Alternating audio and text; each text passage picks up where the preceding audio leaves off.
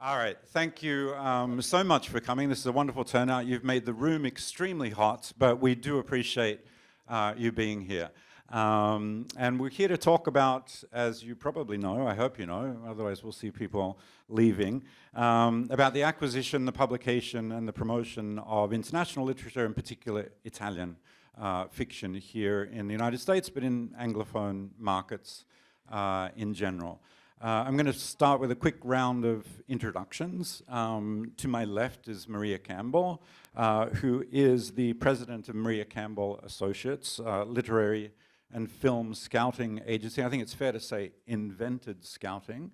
And so we're in the presence of royalty here. Aaron, one slight correction. Executive chairman. Is that a promotion? Did you promote yourself? Oh. As far as I'm concerned. Agnes Turner is the president. Next to Maria is Aaron Robertson, who is a writer, a journalist, a translator who most recently, I think, translated I Giambascego from the Italian, and is also an editor at Spiegel and Grau, and whose brand new acquisition of Giulia Caminito, winner of last year or the year before's Campiello Prize, is, I think, your first acquisition from the Italian for Spiegel and Grau, so congratulations. Jonathan Galassi, speaking of publishing royalty, Jonathan Galassi is the chairman of Farrar, Straus and Giroux, a translator and author. The list of Italian authors that Jonathan has been responsible for publishing, translating, and promoting and bringing to American readers is a very long one, but among them Roberto Colasso, Eugenio Montale, Edoardo Albinati, and the list goes on. Next to Jonathan, Sandra Waters, who is an editor of a brand spanking new series launched in February called Other Voices of Italy series, published by Rutgers University Press. I have a bookmark here. I'm sure, Sandra, you have more that you'll be happy to give out after the event. And next to Sandra is Hamilton Kane, who is one of America's great critics in my book, leading US critic and formerly the book reviews editor at Oprah magazine. Next to Hamilton, someone that I'm sure many of you know, Luca Briasco, my co-moderator on this panel, who is the executive director of Minimum Facts. And as I mentioned at the start, we're here to talk about the promotion and the publication of Italian literature here in the United States. But I think what we have to do is really start with sort of the raw material. So I wanted to start with a question possibly for you, Luca, and perhaps for some of the people in the audience here, some of the writers and publishing people. And it's a question that I think, you know, this very festival is focused on as well. What's new in Italian fiction? What's happening?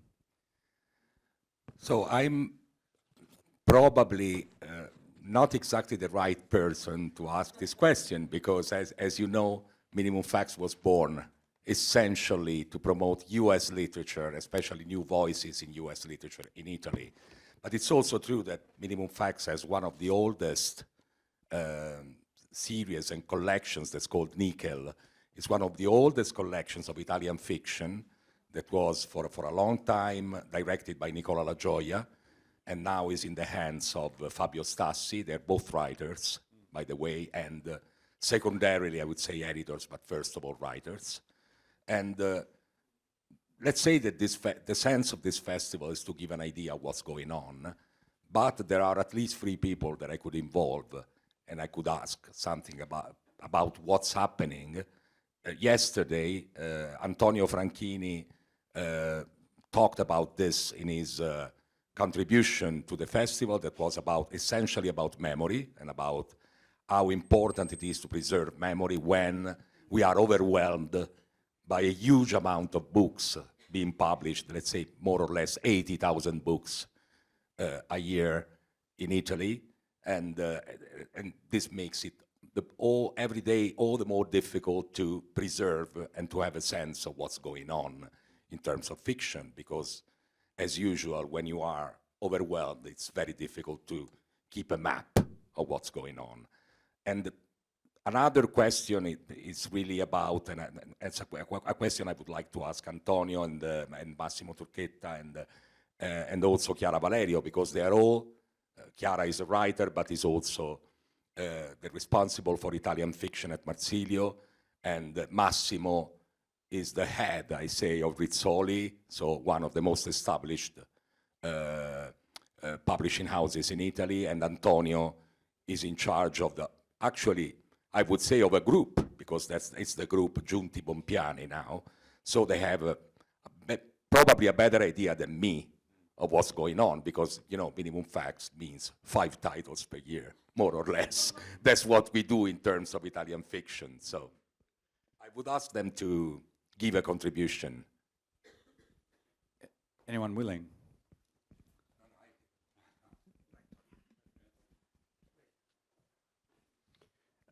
Do you want I try to speak English, or may I speak Italian? You can, as you want. If you speak Italian, I translate for them. Ah, okay. Maybe I prefer to speak Italian just to make my speaking more complex. Ok. Allora, su che cosa succede nella letteratura italiana, io direi questo, in grossissime linee. Il problema, che è una ricchezza, ma è ovviamente anche un problema, è che oggi, da una ventina d'anni a questa parte, forse anche di più, non c'è una concezione egemone della letteratura, non c'è una visione egemone che faceva di quella visione che faceva dire agli editori: noi pubblichiamo questo, perché tutto ciò che non rientra in questi spazi non è letteratura. Oggi è possibile tutto, quindi diciamo che l'ultima grande stretta sulla letteratura italiana è quella che diede il gruppo 63, no? Dicendo quali erano i libri che si dovevano leggere, quali erano i libri che si dovevano scrivere. Oggi c'è una compresenza di fenomeni che vanno dalla estrema letterarietà, per cui ci sono degli autori italiani anche molto giovani, di grandissima letterarietà, molto sperimentali, di uno sperimentalismo che va dallo sperimentalismo anche estremo a forme più leggibili. E poi, per darvi un'idea molto precisa del cambiamento nella narrativa italiana in genere, c'è che oggi gli scrittori italiani, ci sono anche molti scrittori di genere, di commercial fiction, di noir, di giallo, di mystery, thriller, di tutte le declinazioni del genere, che 20 anni fa non c'erano. Questo fa sì che oggi in Italia ci siano molti scrittori di bestseller che hanno in parte sostituito la grande narrativa commerciale americana. In parte. Però oggi ci sono degli scrittori importanti nel commerciale, De Giovanni, Carofiglio, ma ce ne sono tanti, veramente tanti, che hanno in parte Ken Follett e Dan Brown sono ancora molto venduti in Italia, ma una volta coprivano tutto il mercato, adesso non più. Questo direi, se mi domandi che cos'è, qual è lo stato oggi della letteratura italiana, della narrativa italiana, direi che è questo: una grande compresenza di tante voci, di tante esperienze, di tante cose, e ovviamente un balance che di fatto non c'è, perché ci sono autori che vendono moltissimo e autori che vendono molto meno. Ovviamente c'è una presenza nel mercato italiano di tutti i fenomeni che caratterizzano il mercato mondiale, quindi molti new adult, molta narrativa italiana che viene venduta con titoli inglesi e pseudonimi inglesi, cioè il più grande fenomeno Erin Doom, che ha venduto intorno alle 400.000 copie del suo ultimo libro, è un'autrice italiana. Erin Doom non è un'autrice anglosassone. Quindi questo è un fenomeno molto marcato, quindi tutti questi generi nuovi, romantasy, incrocio tra romance e fantasy, tutte queste cose che sono tipiche del mercato americano, ci sono anche nel mercato italiano. Yeah. No, I'll try to make it as short as possible, but first of all, there was something has changed. I mean, there's the situation in the Italian market is very different from, let's say, 20 or 25 years ago, because 20 or 25 years ago there were some frames of what was, let's say, literary fiction in Italy and what wasn't. So this made things, on the one hand, easier, because there was much more homogeneity between all kinds of literary fiction produced in Italy. Whereas now, there's a wide differentiation, genre fiction in all its forms, crime, thriller. We use the word noir, which is actually a French word, but let's say crime, generally, has become really influential, also in terms of best-selling. So we have all these Italian writers who somehow came and they were not here. They were not inside the Italian market 20 or 25 years ago. They came later, and somehow they took the place of the best-selling authors coming from the US or coming from Britain. So there are some of them, like M. Follett, let's say, that still, Dan Brown, that still sell very well, but there are also Caro Figlio and all these, De Giovanni, all these new Italian crime writers who become really important. Generally, the genre phenomenon has become stronger and stronger in Italy. For instance, one of the most recent examples, probably the biggest commercial case in Italy in the last 2 or 3 years, is this kind of mixed between fantasy on the one hand and romance on the other one. The name of the author is Erin Doom, but she's not British, she's not American, she's Italian. So a new phenomenon is building up our own commercial products instead of inheriting it, for instance, from the United States or from Britain. Good. Sorry.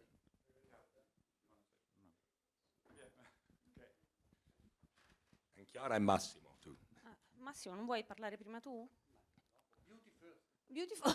Thanks. First of all, I'm the publisher of Antonio Franchini. Okay. Second, for the second instance, Natalia Ginsburg takes it all.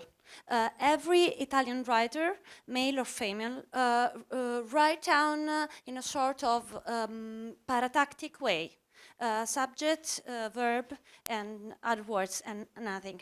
Then the principal observation I can do about Italian fiction, and I read maybe something like 1750 or 1550 manuscripts for a year, then a lot, thousand of pages, tons of pages, and the principal observation is that from the point of view of the grammar are the same text.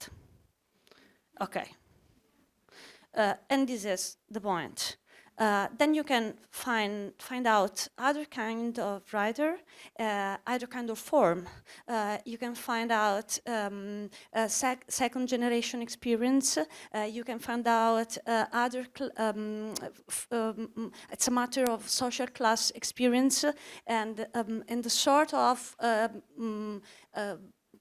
come si chiamano? Comics experience like Fumetti Brutti or Jarakan. This is the, because this is a different grammar from the Natalia Ginsburg point of view, that it's a great point of view if you have behind you a story and a lot of readings. And this is the maybe the thing about Italian narrative from my point of view.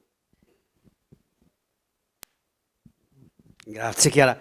Scusate, I want to stand up just to see you in the face. Yes.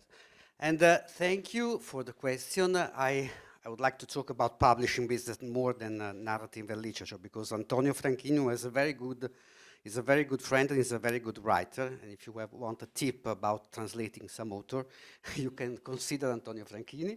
And I've had Chiara Valerio as a friend for many years, and I have been responsible also for Marsilio, the publisher, and now which is run by Chiara. No, what I think is very briefly is that our publishing narrative, no fiction situation is that we have basically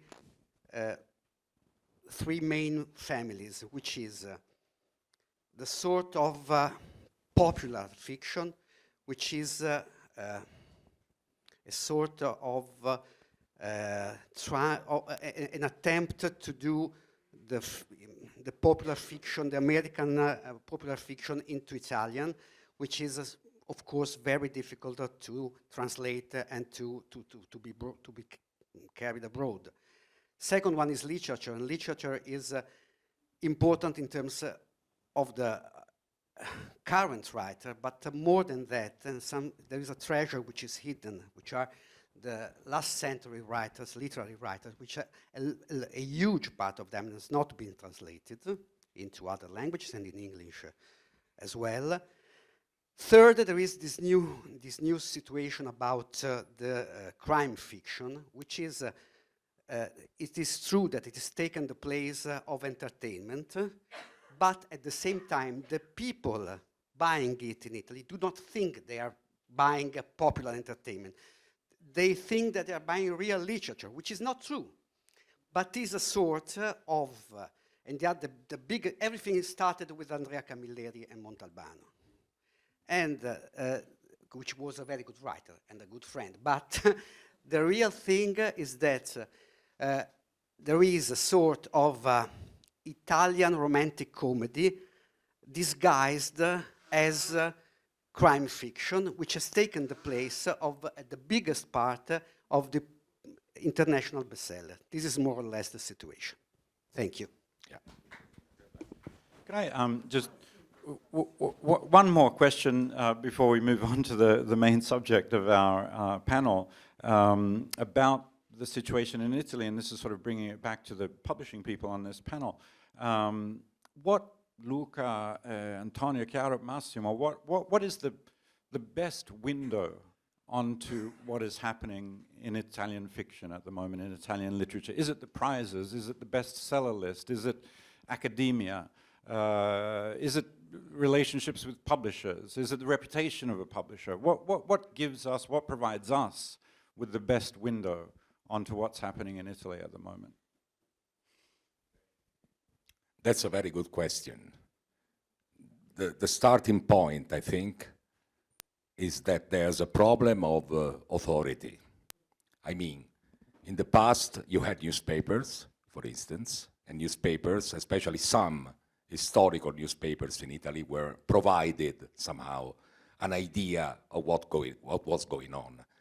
There were really very, very good reviewers who were independent, who had generally a very strong literary bias. Now writers write about writers. Sometimes, I must say honestly, writers belonging to the same publishing house of the writers who are who are reviewed, and that's not so nice, I would say. But the problem is that there's no alternative, apparently. There are no more good reviewers. So first of all, you don't have newspapers anymore. Literary critics are really a very, very small amount. So finally, what you have the, let's say, the internet and lots of book bloggers and reviewers who are paradoxically somehow more independent, but they are not necessarily with a strong literary bias. And this is one significant part of what's going on in terms of the debate around Italian fiction. And then, of course, there are literary prizes. And also literary prizes are somehow problematic. And we know that very well. I mean, the kind of mechanism that revolves around the biggest literary prize in Italy, that's the Strega Prize, it's a very unusual, I would say, being euphemistically speaking, let's say it's unusual. And we don't say more. I mean, that's enough. That's enough. And that's supposed to be the biggest literary prize. And somehow, some way, the books that get the Strega Prize are in any event significant books, finally. We don't know how and why and when and what happens, but finally, the Strega and the Campiello, I would say, and somehow the Viareggio, but less, but especially the Strega and the Campiello are still relevant, especially if you have the, let's say, the short list of the Strega and the Campiello, meaning 10 books per year. Sometimes it doesn't happen very often, but sometimes a book can be shortlisted for both prizes. But generally, we have 7, 8 books, and those 7, 8 books make somehow, or give you somehow the idea what's going on in Italian literary fiction. This is also a problem because there are lots of very good books, and Antonio said before, and I forgot to translate that part, there are many, many young writers who write with an extremely careful literary form, sometimes even experimental, and most of them are left out of those prizes. So there's really a problem, and the problem is made bigger, of course, by the huge, huge, huge amount of Italian books coming out. Because if you have a look at the bestseller list is getting more and more invaded by Italian books. I mean, recently, international literature has become weaker, much weaker in Italy. And the only authors who go into the bestseller list are some UK, especially UK and US bestsellers, and then there are the established literary writers. Now we have, for instance, Ian McEwan, who's at the moment on the bestseller list, but they come from everywhere.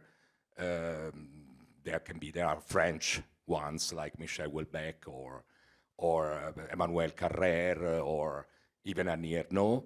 And there are Spanish phenomena like Aramburu, but generally the bestseller lists are invaded by Italian writers. And these Italian writers are, let's say, 2 out of 3, they are crime writers or Strega Prize winners. Let's turn things over first to Aaron, Jonathan, and Sandra. And I'm going to ask each of you to sort of briefly describe, in general terms, how projects make their way to you, new projects. How Caminito, for example, how did that happen? Yeah, so my background in Italian literature has been focusing mostly on works by authors who either come from or their parents come from one of the countries in the Horn of Africa or North Africa that were so closely tied to the Italian colonial project. And so I first learned about Giulia Caminito, who is a really young, amazing author, through her first novel, La Grande A, which is one of the rare contemporary works that has addressed that history directly.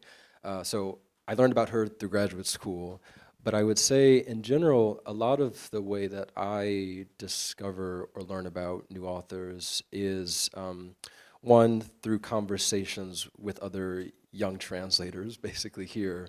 The translation community in the US is in general, very tight-knit, and so word gets around when there's like an exciting new author or So that's one way. I would say also, you know, boring response is that just talking to agents who are like many of the projects I've received recently, like from Italy, are Italian epics. So we're going back in time basically to the early sort of 20th century and kind of late 19th century. There's a deep interest, I think, in sort of intergenerational kind of sentimental epics, which makes sense in part because of Ferrante. And I think that people are, I've noticed, are trying to capture a bit of that magic still, which is. Finding that more agents are representing more Italian writers nowadays? I'm seeing a good number of projects, but to be fair, I've only been in publishing for a few years, so I don't have a very extensive background. But yeah, and I think also one interesting part about contemporary Italian literature, and this is my own very like specific experience, is sort of lifting up the voices of authors in Italy who typically have not been given those channels. So frankly, I am interested in Black Italian authors, but there are so many people whose experiences now are being rediscovered or discovered, you know, for the first time, which is very exciting.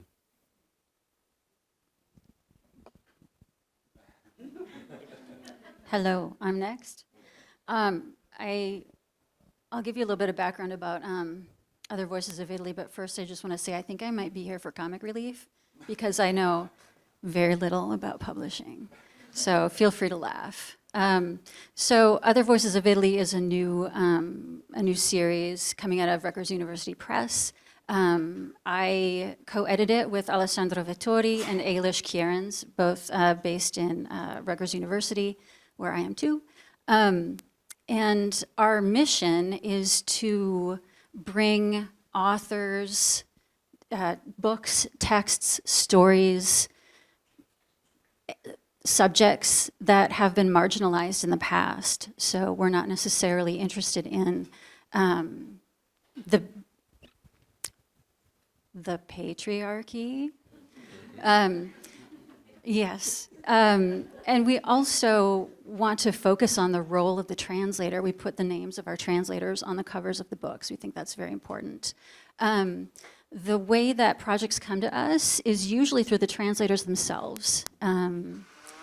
We have them we send them our mission statement, of course ask them to fill out several different forms, and to see if they can explain how the book that they have translated or are going to translate fits into our mission statement. So I do have a lot of these lovely flyers here. And what we like to call our flagship book is Genevieve Macaping's Reversing the Gaze. She's a Cameroonian-born Italian woman who who moved to Italy in the early 1980s. So it's all about racism and sexism and her experiences, having had that background and coming to Italy. Our second book is by Adrian Bravi, who is an Argentinian exophonic writer who came to Italy in his early 20s and has lived there ever since. So he's writing in a language that is not his own. Our third book is from Dacia Mariini, who is not a marginalized voice by any means, but she talks a lot about, or she narrates a lot about marginalized people and voices and themes. What was the question? Okay.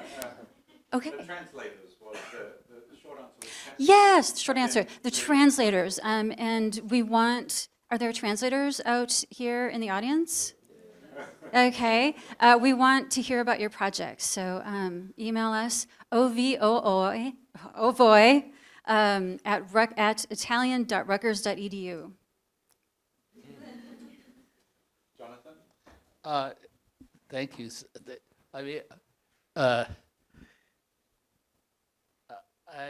have been doing this a long time, and as Maria and I go way back, and we've been in this game together for a long time. The mic, please.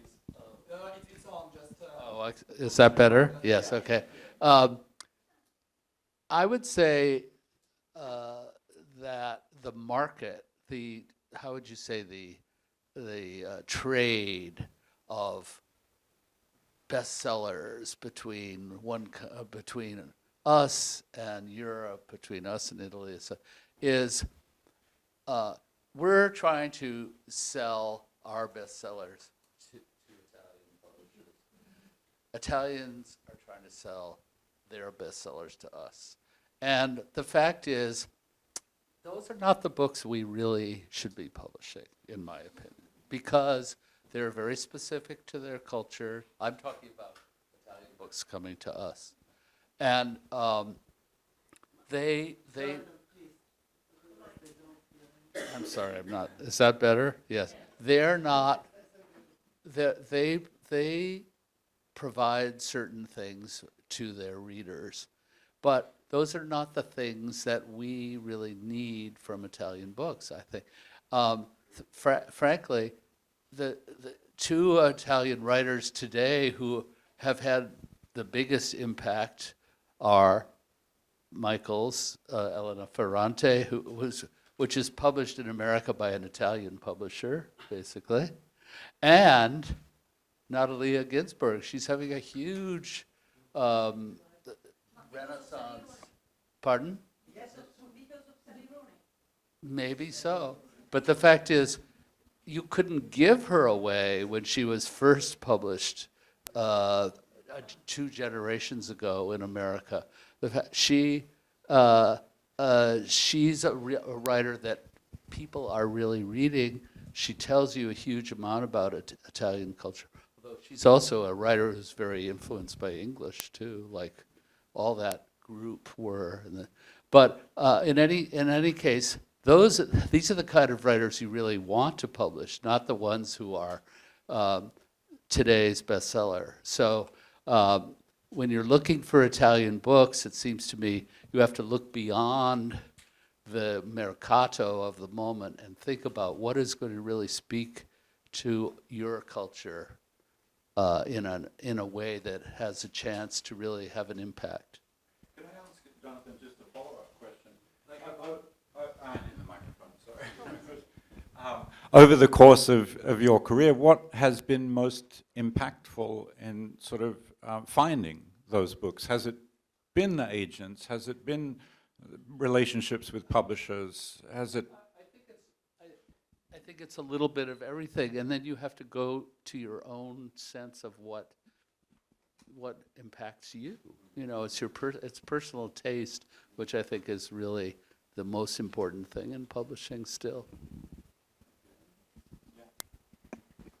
I think that to discuss the agents, there are more Italian agents now than there've ever been. I mean, I think there's a new Italian agent once a month. So, and some of them are very active. So I think that they're not necessarily always representing the books that you want to buy, Jonathan, but I think that there are more of them, and I think that's a good sign.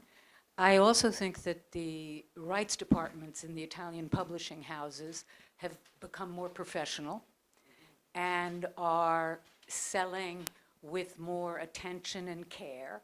I mean, not that they were unprofessional, I shouldn't say that, but having acquired so many American books and UK books and gone through rights management, I think a lot has been learned.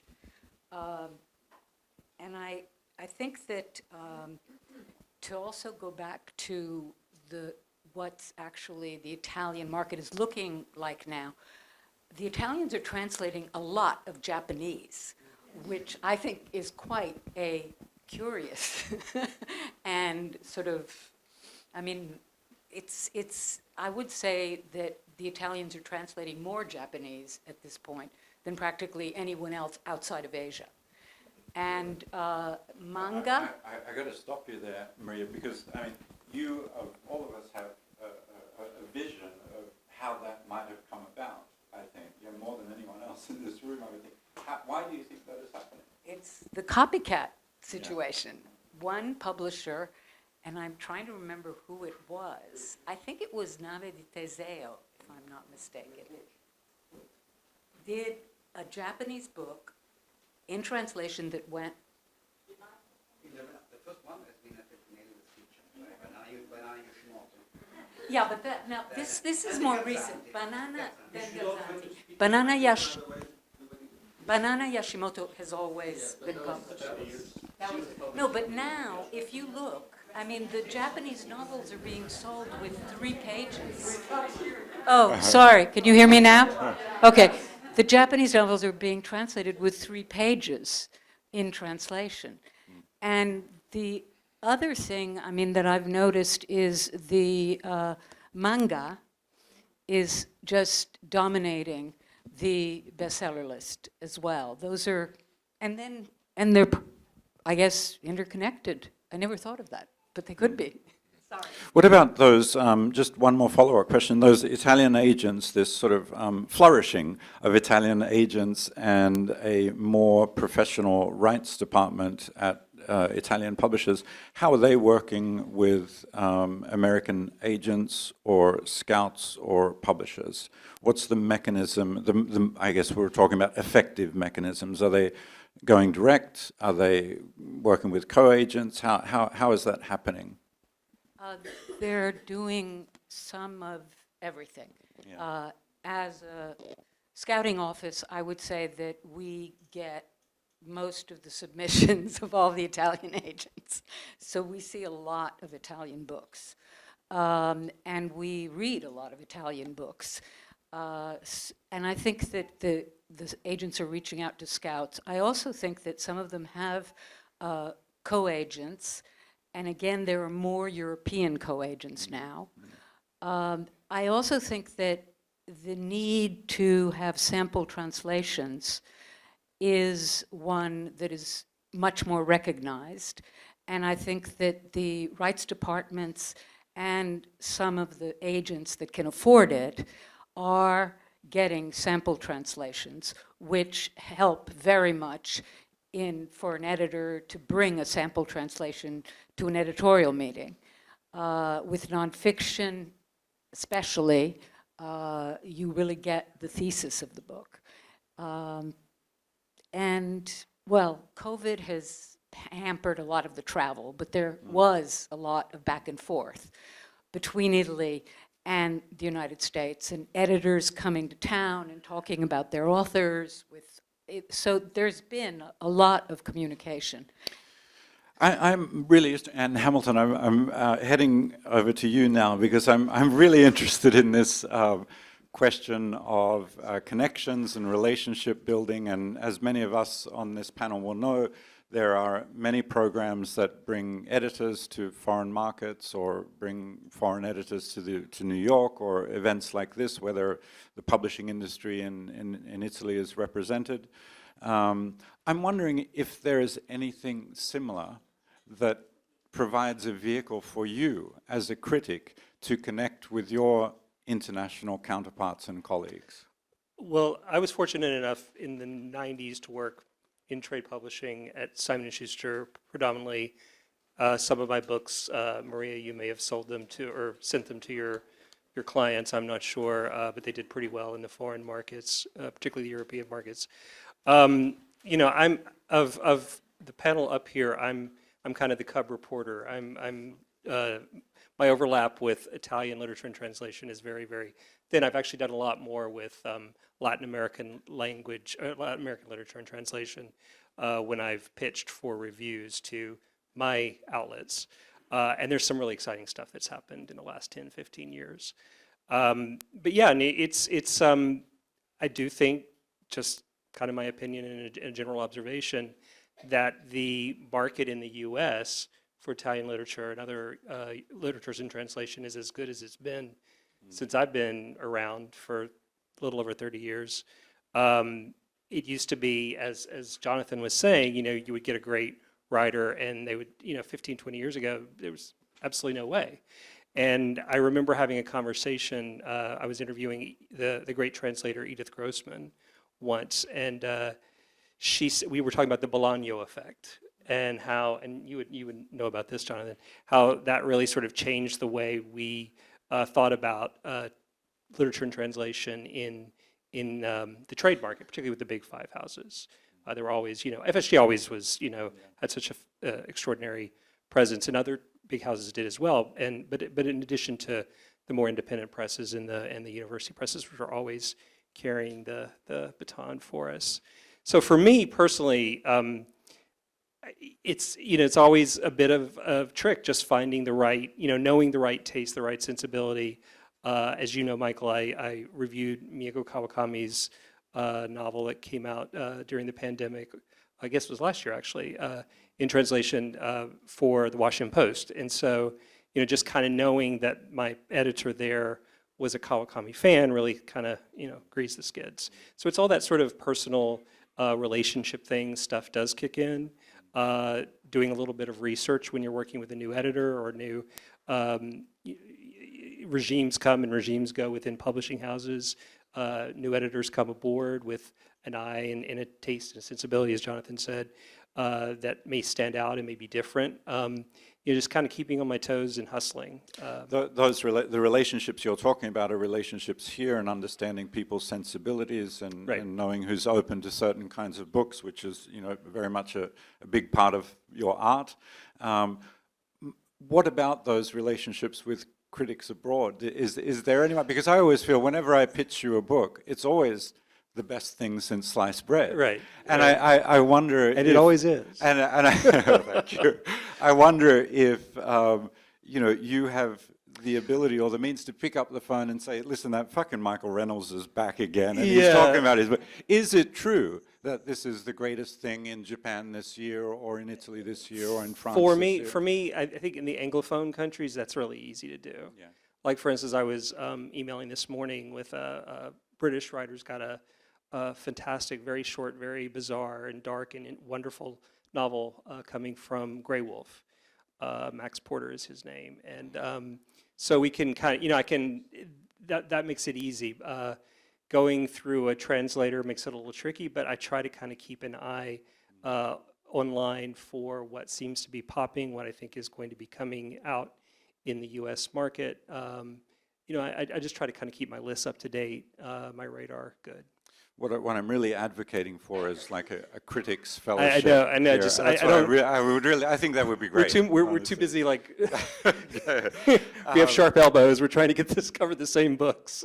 What do you think has led to the greater acceptance or interest in translated work on the part of reviews editors and magazines and one? Well, I think you can. For instance, I reviewed Mariana Enriquez's, the Argentinian writer's novel, Our Share of Night, which came out from Hogarth. It was translated by the great Megan McDowell in February, and I reviewed that one too for the Washington Post. And I just think short stories, for instance, Enriquez had been published pretty well, I think, by the New Yorker and other Paris Review, some of the other trackable venues here in the U.S., so it made it very easy for me to do that pitch.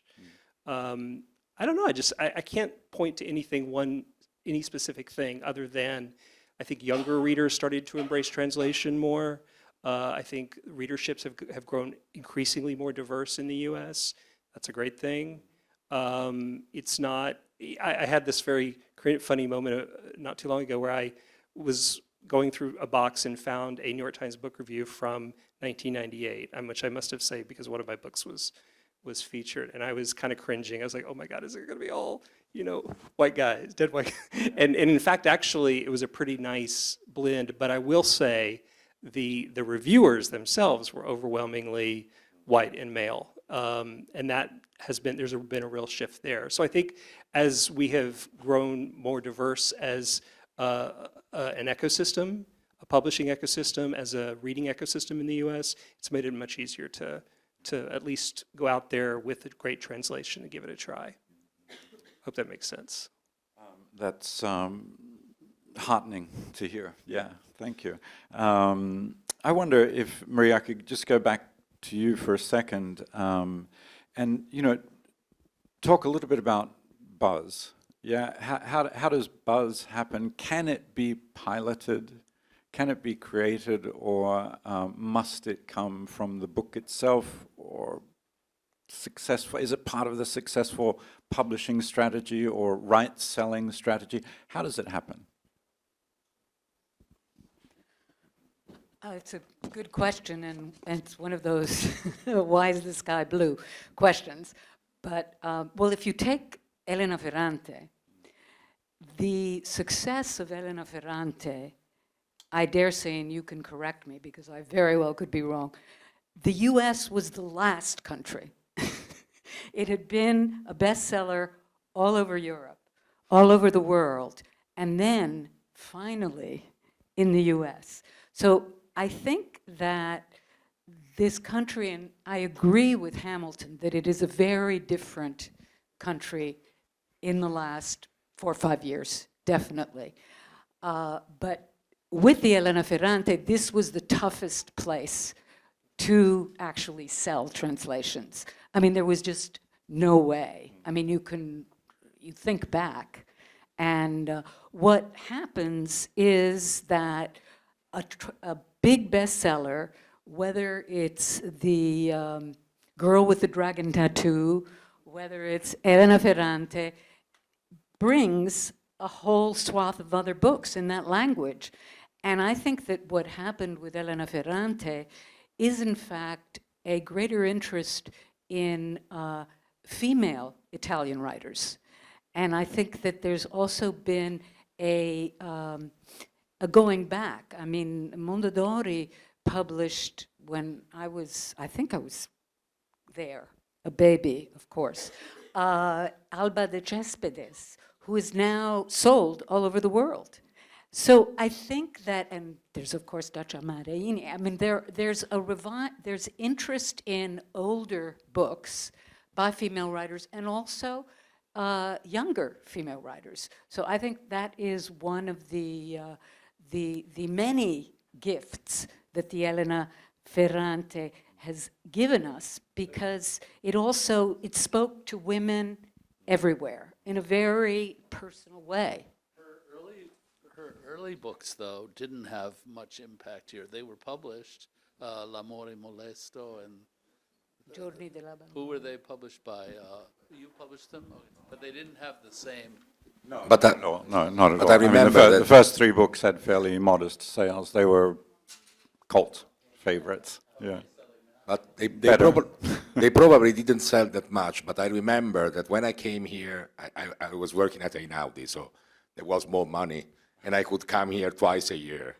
And I came and I had meetings with editors, and all editors were talking about the days of abandonment. Yeah, I remember yeah, that that's very true. well, and they asked us, is she so popular in Italy? Because we read this book and it's fantastic. So it was not a bestseller yet, but there was this sense of something exciting that was coming from Italy. And I remember that happened much before she became actually then a bestseller and everyone read it. Also here in the US, and I agree with you, I guess it was probably one of the last countries where this happened. But in terms of the critical perception and the literary community, they perceived that there was something special probably already with that book. I think, no, that's absolutely true. The Days of Abandonment was a favorite among writers, among editors, among publishing people, and that sort of, I think, created a foundation for the success that came later. I would say that certainly the success in the United States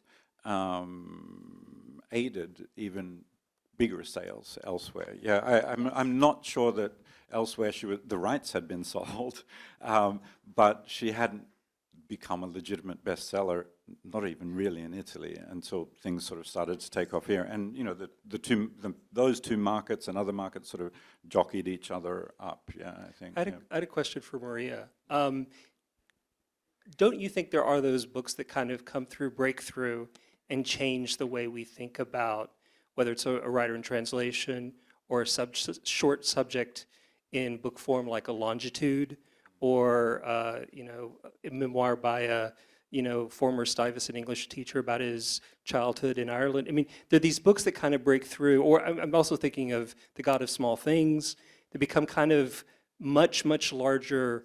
They're great, literary successes, they're great commercial breakthroughs, but they also transform the consumer market and kind of make other things possible going forward. I mean, that's sort of how I've always kind of perceived it.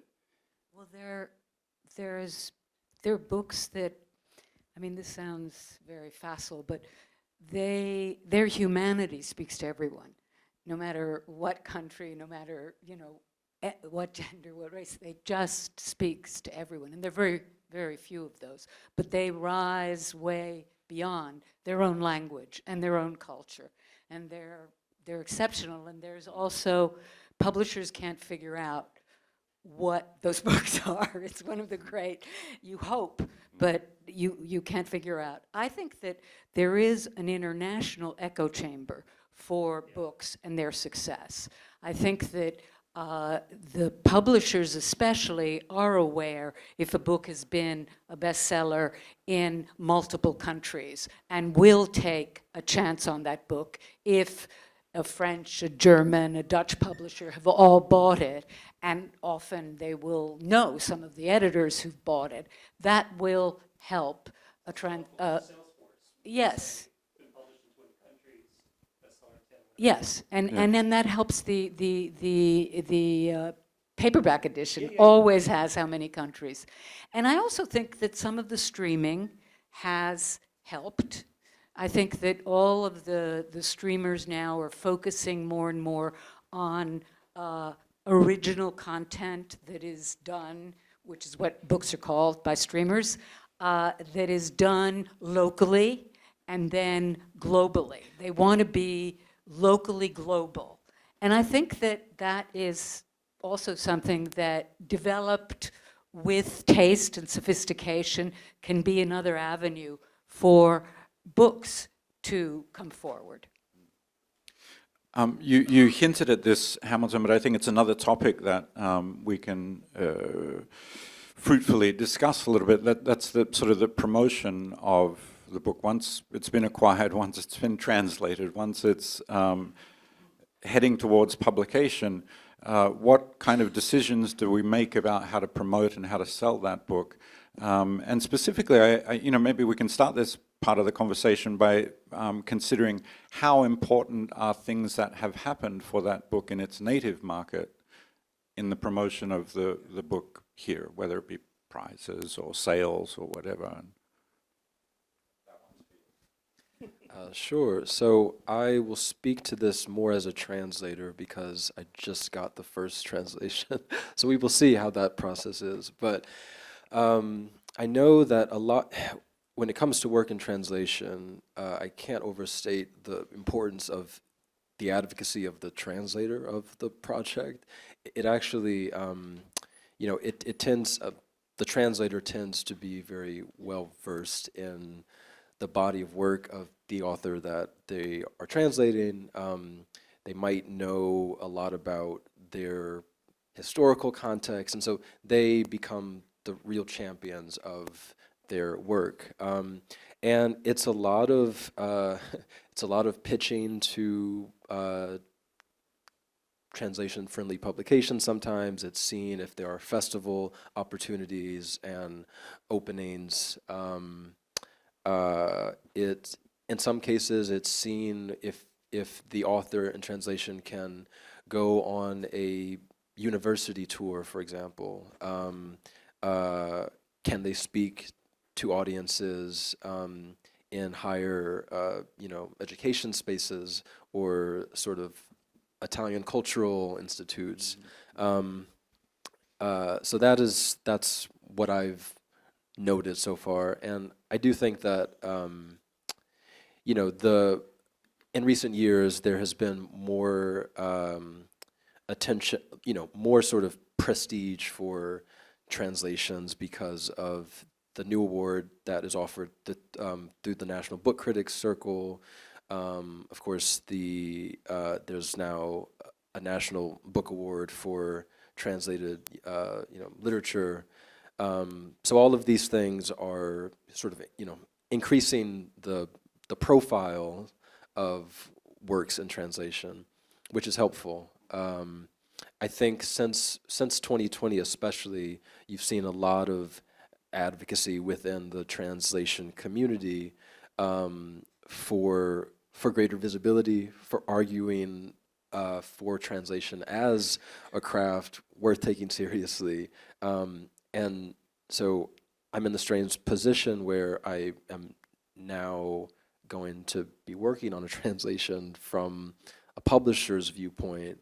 And, I'm curious to see what that's like. You haven't run that P&L yet. I haven't run that P&L yet. No, we're going too soon. Right. Sandra, Jonathan, do you have anything to add to the question of promotion and how important what's happened for a book back home is in your plan? We've had a bit of fortuitous luck, if that's not too repetitive. We have a book coming out in October, and it is Antologaia by Porpora Marcasciano. And it's her memoir of the 1970s. It's a political memoir, it's a history, it's a queer narrative. It's amazing, and I translated it. Totally objective point of view here. We just had some great publicity because Porpora herself just made a little mini tour of the Northeastern university scene here and also up in Canada. So we've had both her coming around and making the rounds of universities. I don't know how much that's going to transfer to a larger audience, but we certainly hope it will. Maybe we could open a brief chapter also on institutional assistance. Yeah, have the institutes been important for that, or? Maybe. Maybe. We don't know yet. The jury is still out. It's just the three of us. We're a very small operation. They asked us to do up to 6 books a year, and we're doing 9 this year. So we're a little overzealous. Well, I'll just say that things like Words Without Borders, the online magazine about translation, has been wonderful. And look at where we are today with Multipli Forti. This is the 2nd annual huge convention of Italian writers and publishers. And I mean, this is a sign of an active back and forth that's pretty encouraging, I'd say. And I mean, it's encouraging in the face of the fact that, of course, we're selling fewer books every year, but the audience for the kind of books that we're talking about is the most stable, I think, of any. And so, but Michael, you should be answering this question. You know more about. I'm just doing the asking. Yeah, that's my job today. Hamilton, how important is it for you when you're pitched a book to hear this was a prize winner in Italy or a bestseller in Italy? I think it's really important. I was wondering about Granta and its, periodic lists, if that, if that matters. Can you hear me? For instance, I know, I think it was Francisco Goldman picked 5 Spanish language novelists, emerging novelists for Granta a few years back. One was Samantha Schweblin, and I think another one was Mariana Enriquez. So I wonder if really, I think personally, yeah, any piece of ammunition you can give me that I can try to place a review, a feature, an Arthur Q&A, just to get the word out. I think it helps publishers. Editors are constantly on the prowl for any scrap of good news that they can pass along to their publicity staffs, their marketing people, their salespeople. Obviously great quotes from independent bookstores in advance early on is hugely, hugely important. Blurbs matter. I mean, it's a very holistic, large, wide, multi-front battle you're fighting to get into the market. And for me, whatever I have is good. you know, when I was, for instance, I just reviewed this wonderful book about Picasso, which, Jonathan, I think you might have acquired, the Annie Cohen Soal, right? Which was translated from the French. She's fluent in English, but she was working with a great translator. It won a big literary prize in France. I put it on a pitch list to the Wall Street Journal, and that's the one they went for. And I had the good fortune of meeting her when she was here to promote it about a month ago, and she's really, truly one of the most extraordinary people, scholars I've met in a long time. So, yeah, I mean, it's every piece I can get from a publisher, an editor, an agent, a bookseller, a bibliophile matters. One wouldn't think so, given the number of reviews that you're writing, Hamilton, but we are facing, and I think this is true also in Italy, a shrinking review environment. Yeah, there are fewer print reviews, one or two freestanding book sections, yeah, in our newspapers. The marketing of books is changing. I'm curious, Aaron and Maria, if sort of, you know, the long view and the newbie view, how are you what do you think? What's in the front of your mind as you think about marketing and promoting and publicizing a book? And do you have the impression that it's different from what would have been in your mind, you know, 10, 15, 20 years ago? Yeah, that's a good question. I mean, I think, so just to use a very concrete example, like with this book by Giulia Caminito, you know, what we do know, so the book sold in more than 20 countries before we bought it. So again, you know, English language markets tend to come last to these kinds of projects. And we know that this is a work that has spoken to readers who are largely in their 20s and 30s. And there was a report recently in the UK that attested to the fact that like a large share of readers, like in the UK, of translations are people in that that age range, which is encouraging. But that, I think, is sort of the basis for a kind of marketing strategy for this particular title.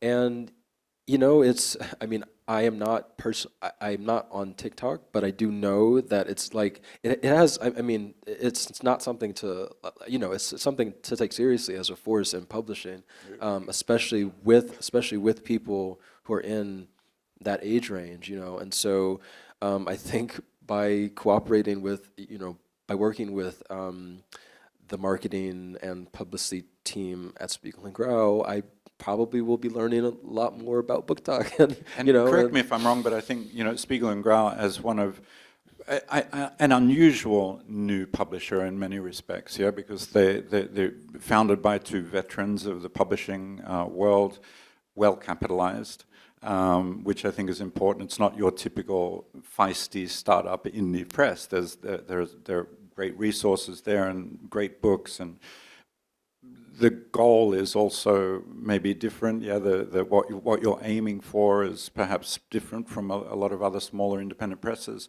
I think you also have a pretty feisty and pretty substantial social media outfit within your marketing group, right? Is that right or not? Yeah. We're growing.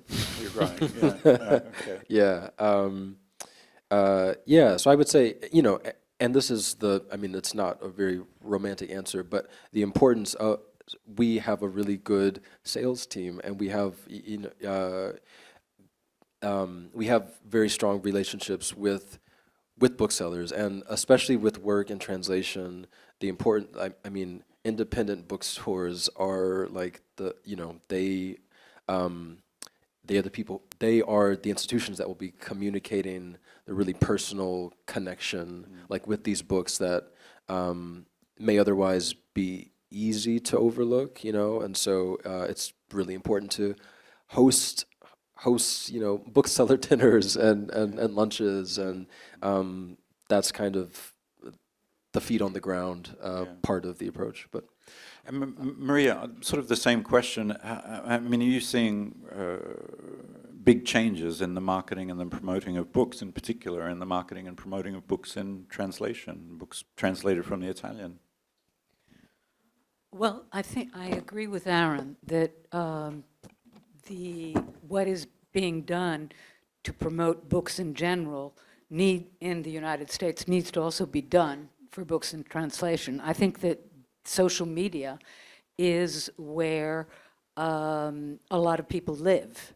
So and I've noticed that in several publishing houses, the publicity departments have increased by 3, 4, 5 people dedicated to social media, they're also just TikTok people.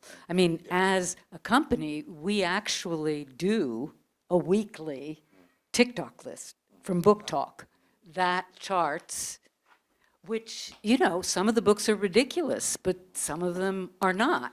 And it sort of keeps, but it gives us a sense of what's going on.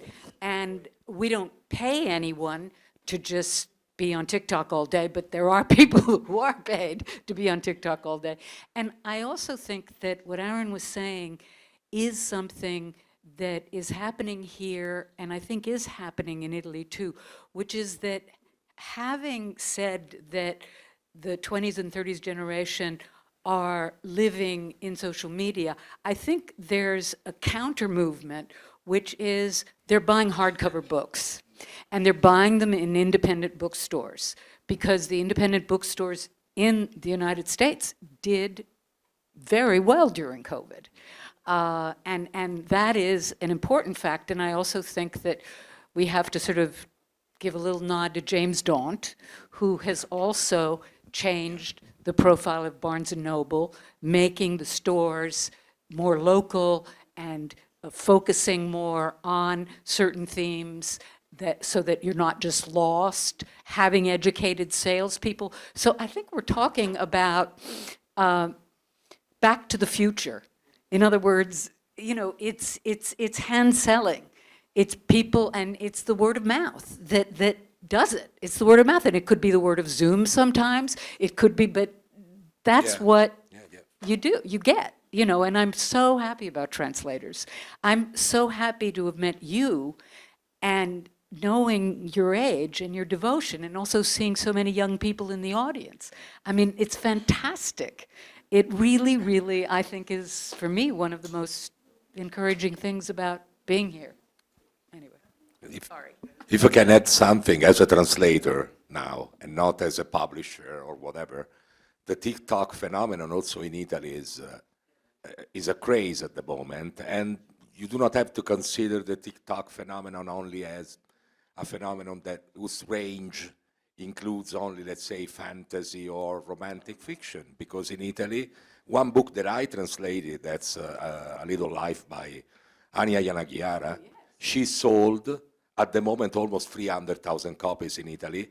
And it sold well in the beginning, in any event. But when the TikTokers took it up, I mean, I remember that Sellerio went to the Turin Book Fair. They had, let's say, 300 copies with them, and they were assaulted by young girls, let's say between 11 and 13 years of age. And to me, it was a bit, I mean, I was worried, seriously, that there were people, let's say, girls 11 years old who were reading that book. Because it's not necessarily a book that could go in the hands of an 11-year-old girl, I think. But in any event, they sold all the 300 copies in 2 hours. And they were without copies, and it was something that came completely from TikTok. So it's a phenomenon that should be studied, I think. I would just add, and this is something I've already shared with Michael, recently I was at a publishing lunch. I was seated next to an independent bookseller, this new store on the Lower East Side, and rare is the opportunity I get to sort of, talk shop with someone there on the front lines, and I asked her, what's selling, how's it selling, whatever. And she said, well, what we're seeing is that our audience is very young, very online, and very female. And I found that very, very interesting. I said, so what do you mean by that? And she said, They want the thing that everyone, that their friends are talking about. They want to get together and they want to talk about it. And I said, good to know. So for what it's worth, it's kind of, I think that in part explains some of the TikTok. Well, I mean, we've covered a lot, but there's probably a lot that we haven't covered. So I'm going to ask the audience if they have any questions. Michael. Many. Yeah.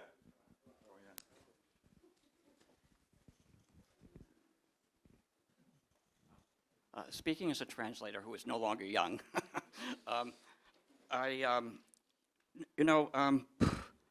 I would like to ask many questions, all sort of wrapped up in one question, and not a comment disguised as a question, if I may, which is, when I think of translation historically of Italian, I mean, it was the translation of Italian back in the Renaissance that created English poetry, from which so many stories were drawn, etc. But then if we sort of fast forward to the early 19th century, then you have Madame de Staël telling the Italians that they need to translate, to catch up, sort of, and to see what's happening in Germany, and to see what's happening in France. Recently, I think because of my own experience, I've been kind of militant against American English almost, because of its lack of eloquence, because of a sort of one-size-fits-all. But my deformazione professionale, as the Italians would call it, is that when I'm reading Italian, I'm trying to translate it in my head. I'm trying to, which makes me a very slow reader, I guess. And I usually decide, people might be surprised to hear. If it's difficult, I'm not going to do that. I mean, obviously, I'm not very realistic about these types of things, having just tackled Manzoni. But I've had the experience of, if I am reading an Italian book, though, I'm looking for a language that captures me, that grabs me, rather than characters, rather than plot. And I know that this is very different from the experience of most readers who are looking for just those things.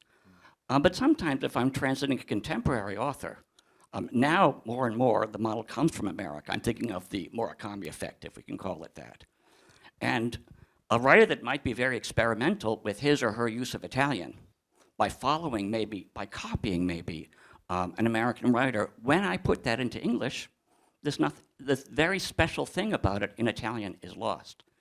And it sort of makes me wonder, what are the expectations, I guess, of an Italian language in terms of language and style, in terms of story, and are there sort of very specific expectations?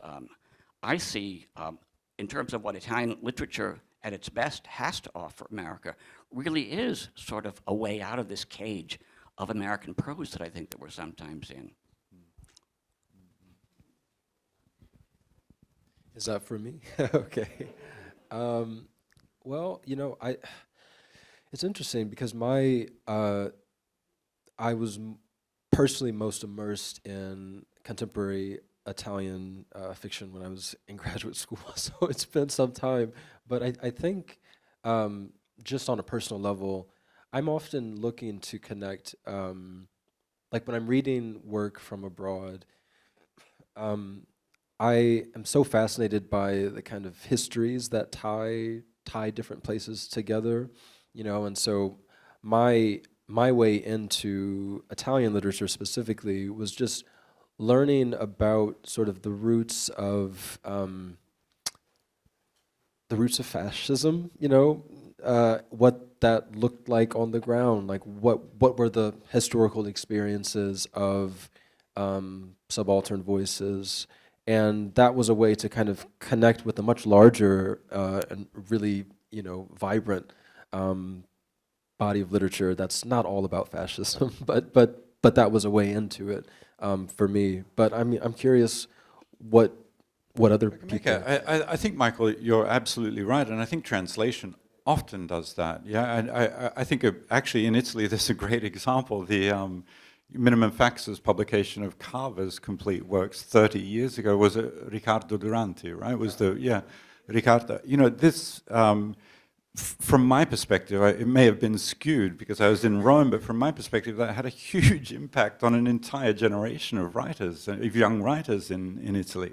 So I think, you know, often we're seeing this, and I keep my fingers crossed that Italian translations, including your own, have that sort of effect on American prose.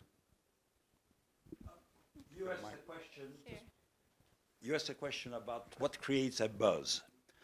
Well, we know that one of the most underrated Italian classic has been I Promessi Sposi, especially in the United States and the English-speaking world in general. With a new translation by Michael, there seems to be a buzz. Perhaps we should ask him what created this buzz. I mean, it's good. It's true that the translation is exceptional. I can attest to that since I've read passages. I will not read the entire book since I prefer to read in Italian, if you don't mind. But perhaps you can tell us what created the buzz.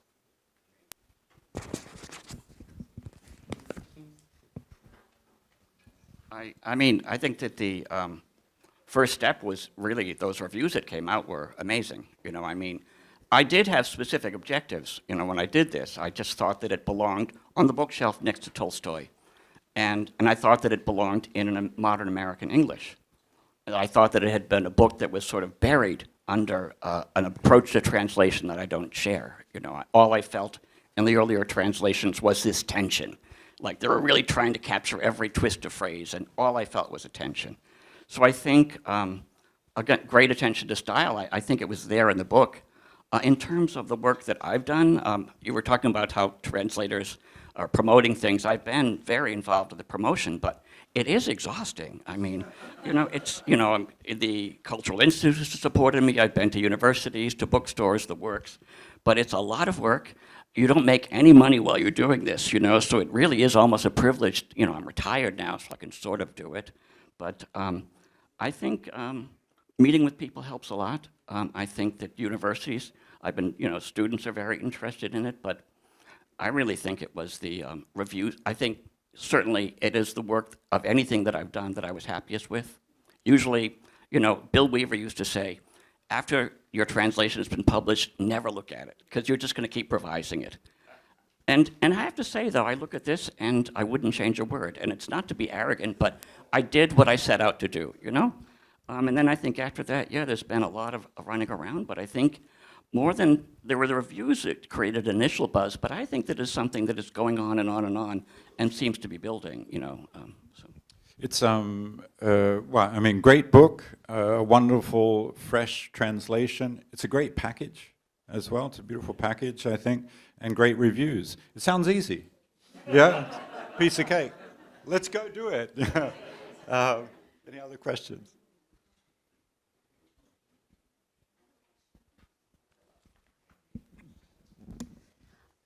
You all touched on this a little bit at the beginning, but I'm wondering how much you view your role as being shaping how Italy is understood in the American imagination, because it's existed, there's been a relationship for a really long time, and I'm wondering whether you feel you're more responding to how it's conceived of, or whether you're trying to actively shape that. Yeah. Does that make sense? Well, I think it would be grandiose to think that you're going to shape but I think that each book is like a little addition to that it's not what we do as operatives, but it's what the books do to the readers in terms of how you understand the culture. I just wanted to go back to what my friend here was saying about Natalia Ginsburg and the paratectic style of her writing, which is very Anglo, and so I think the interchange, the back and forth between the two cultures has been very interesting, possibly destructive of traditional Italian style,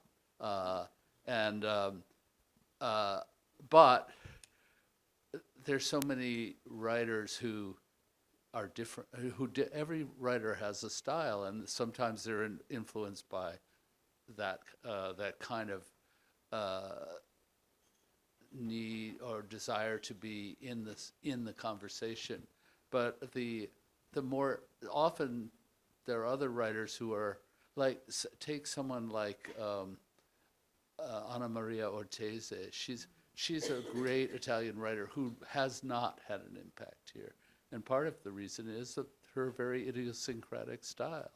And you have people have tried, but they haven't cracked that nut yet. But it's, in a way, it's like if you want to see Piero della Francesca, you have to go to Italy. You have to read Anna Maria Ortesi in Italian, really, to get that, And that's not a bad thing in some ways, although it's not what we're talking about today. I wanted to, it's such a great question. I wanted to quickly respond. In the case of Europe Editions, we have one foot very squarely in Italy. Half of the office is in Italy. So I think we sort of flip that question on its head a little bit, and we're trying to see what Italians are saying about themselves, through their literature, and trying to figure out which of those visions or which of those perspectives are not being conveyed here, are not coming here, or are unknown or unfamiliar to American readers. So we're not necessarily trying to shape how Americans view Italy, but we do pay a lot of attention to sort of what we think, what we perceive to be Italians' perception of themselves through their literature, and see what of that we can bring to the U.S. Look what Ferrante did for that, the Italian women's sense of their relationships. What about nonfiction? Does nonfiction play a role in? I think the nonfiction question for me is really interesting because, Aaron, you mentioned the new prize categories. In particular, the National Book Award, I think, is really interesting. 5 years ago, and now I think they opened up a new category for translated literature.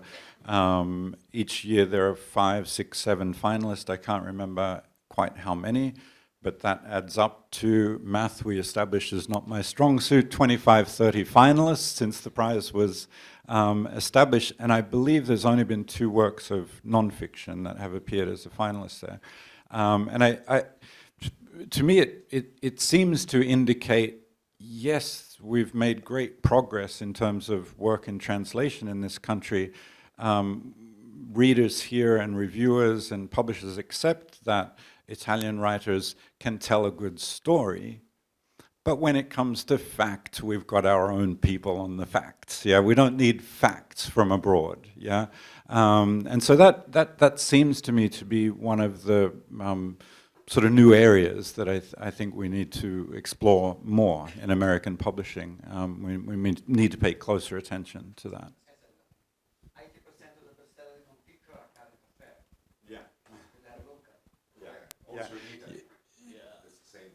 Yeah, I think that's true, but I also think that current affairs can be very broadly defined, and it doesn't necessarily require an American specialist to write about American politics or American foreign policy or American history.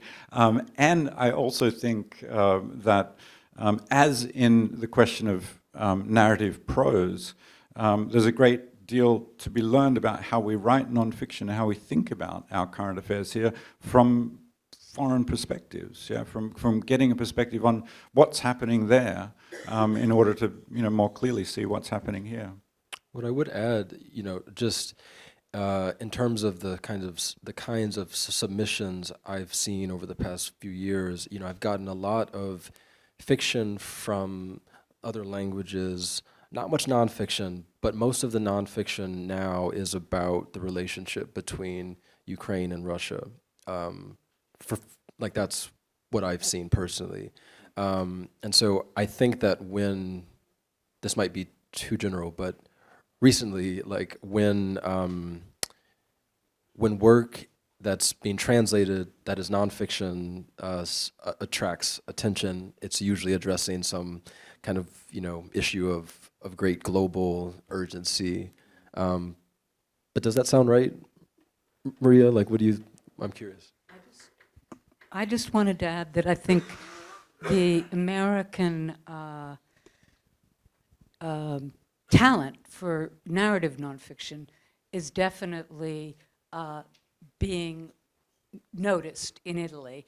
And I think that there are books like Carlo Rovelli that was hugely successful. I mean, going back further, there's Claudio Magris. I mean, there are certain nonfiction books that are so distinctive that and it's language and theme that speak to people. And I think that we're going to see more, because I think that the same way the generation of writers who are writing, in American entertainment fiction style, that's what they read, that's what they were raised on, and so the Italian market has plenty of its own entertainment fiction writers, and I think that we'll see more narrative nonfiction, but maybe that's just me. So like memoir, a book like David Grant's The Wager, that kind of narrative nonfiction? Yes. That is a really good example of an American, like, narrative nonfiction at its absolute best. Yeah. Thank you very much to all of you and to all of our panelists.